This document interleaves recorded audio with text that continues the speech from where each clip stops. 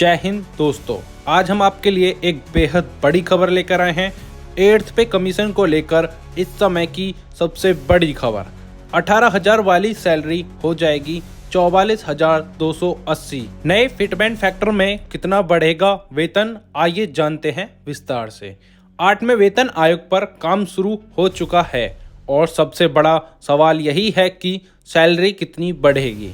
कुछ रिपोर्ट्स के मुताबिक फिटमेंट फैक्टर 1.83 2.46 के बीच रह सकता है, जिससे न्यूनतम वेतन 32,940 से 44,280 तक पहुंच सकता है। बड़ी खबर आपको बता दें कि कृपया वीडियो को अंत तक देखें और सब्सक्राइब करें TPL न्यूज़ और बेल आइकन को दबाना ना भूलें। बड़ी खबर आपके लिए, सरकारी कर्मचारियों के बीच इन दिनों सबसे ज्यादा चर्चा 8वें वेतन आयोग को लेकर है। पिछले महीने सरकार ने इसके टर्म्स ऑफ रेफरेंस TOR जारी किए थे। इसके बाद से लोगों में ये जानने की उत्सुकता और बढ़ गई है कि आखिर वेतन कितना बढ़ेगा और फिटमेंट फैक्टर कहां फिक्स हो सकता है, क्योंकि यही फिटमेंट फैक्टर तय करेगा कि नई बेसिक सैलरी कितनी होगी। आइए जानते हैं फिटमेंट फैक्टर आखिर होता क्या है। सरल भाषा में कहें तो फिटमेंट फैक्टर एक मल्टीप्लायर होता है, जिसकी मदद से पुरानी बेसिक सैलरी को नई सैलरी में बदला जाता है। 7वें वेतन आयोग के समय ये 2.57 तय हुआ था, यानी पुरानी बेसिक का 2.57 गुना करके नई बेसिक तय की गई थी। अब 8वें वेतन आयोग में क्या होगा, यही सबसे बड़ा सवाल है। आइए जानते हैं कैसे तय होता है फिटमेंट फैक्टर। फिटमेंट फैक्टर तय करने में कई चीजें देखी जाती हैं। महंगाई कितनी बढ़ेगी, जीवन यापन का खर्च कैसा है, परिवार की सामान्य जरूरतों पर कितना खर्च आता है आदि। इस प्रक्रिया में डॉक्टर वॉल्स और आर एक्रेड का फॉर्मूला भी शामिल होता है, जिसमें खाने पीने, कपड़े, किराया और सामान्य खपत को ध्यान में रखा जाता है।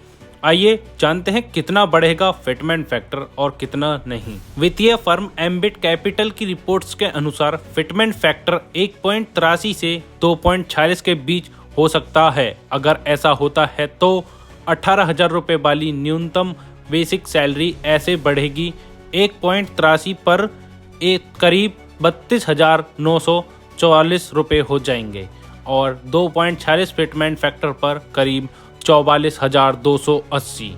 मतलब न्यूनतम वेतन में 14 से लेकर 54% तक की बढ़त संभव है। हालांकि 54% बढ़ोतरी की संभावना कम मानी जा रही है, क्योंकि इससे सरकार पर भारी वित्तीय बोझ पड़ेगा। आपको बता दें कि अलग अलग ग्रेड पे पर नई सैलरी कितनी बन सकती है। 8वें वेतन आयोग में फिटमेंट फैक्टर 1.92 से 2.57 के बीच रहने की उम्मीद है और इसी आधार पर अलग अलग ग्रेड पे की सैलरी में बड़ा बदलाव देख सकता है। नीचे आसान भाषा में हर ग्रेड पे के हिसाब से नई सैलरी का अनुमान लगाया गया है, जिसमें बेसिक पे के साथ HRA, TA, NPS और CGHS भी शामिल हैं। आइए जानते हैं कब मिलेगा फायदा।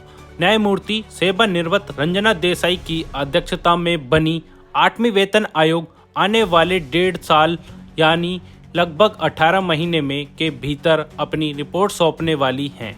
इस रिपोर्ट्स में कर्मचारियों की तनख्वाह, बेसिक पे, फिटमेंट फैक्टर और बाकी सैलरी से जुड़ी सिफारिशें शामिल होंगी।